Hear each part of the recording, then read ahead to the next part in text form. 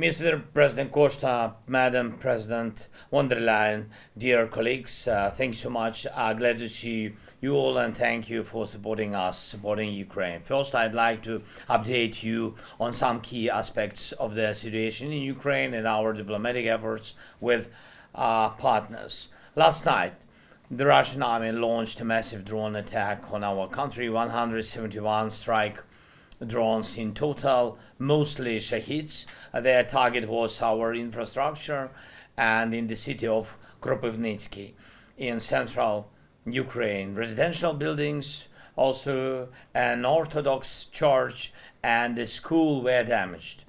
Among them wounded are 4 children. Everyone is receiving medical help. So yesterday evening, another Russian strike hit our energy infrastructure. We in Ukraine face this every day and night, you know it. And despite Putin's words about allegedly being ready to stop the attacks, nothing has changed.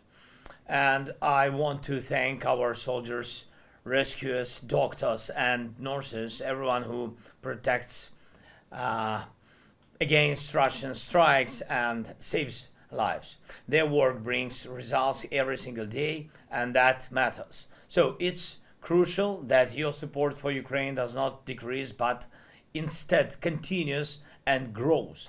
And this is especially true for air defense, military aid, and our overall resilience. We need funds for artillery shells and would really appreciate Europe's support with at least 5 billion euros as soon as possible.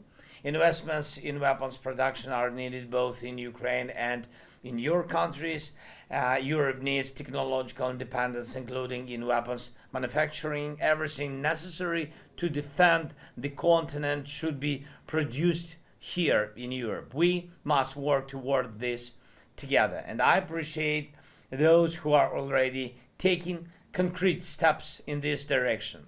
It would be right for the Rearm Europe program to start operating as soon as possible. It's a very useful and forward-thinking initiative.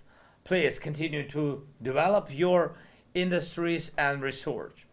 Ukraine has effective and modern tech, you know it, especially in drones and electronic warfare, which can benefit all of Europe and our global partners. And right now, this weaponry is about our defense, but its further development, constant upgrades, and increased efficiency, along with your investments in our production and co-production, are key to Europe's new security foundation. Also, please do not ease pressure on Russia over the war. Sanctions are very, very necessary. Sanctions must remain in place until Russia starts withdrawing from our land and fully compensates for the damage caused by its aggression. I urge you to keep fighting against sanctions,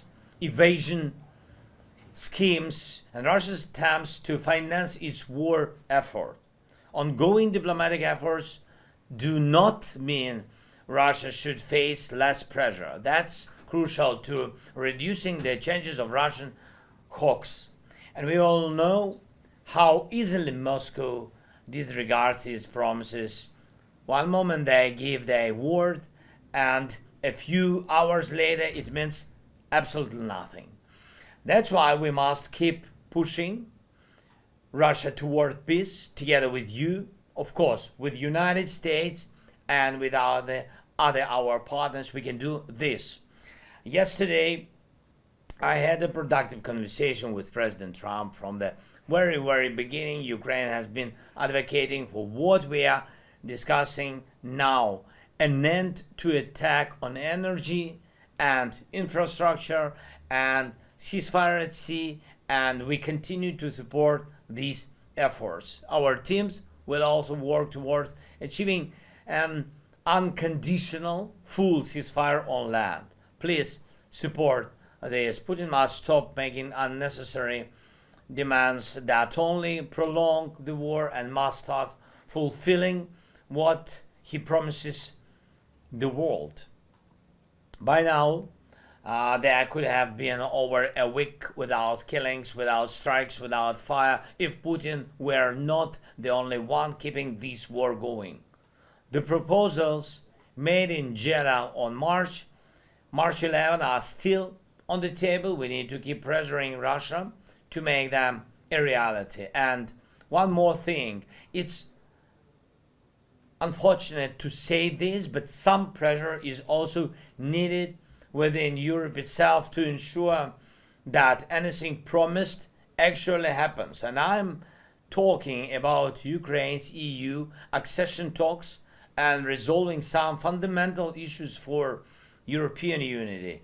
It's simply anti-European when one person blocks decisions that are important for the entire continent or that have already been agreed upon. Ukraine fulfilled the requirements, but right now there are serious difficulties in opening Ukraine's first and others negotiation clusters for EU accession.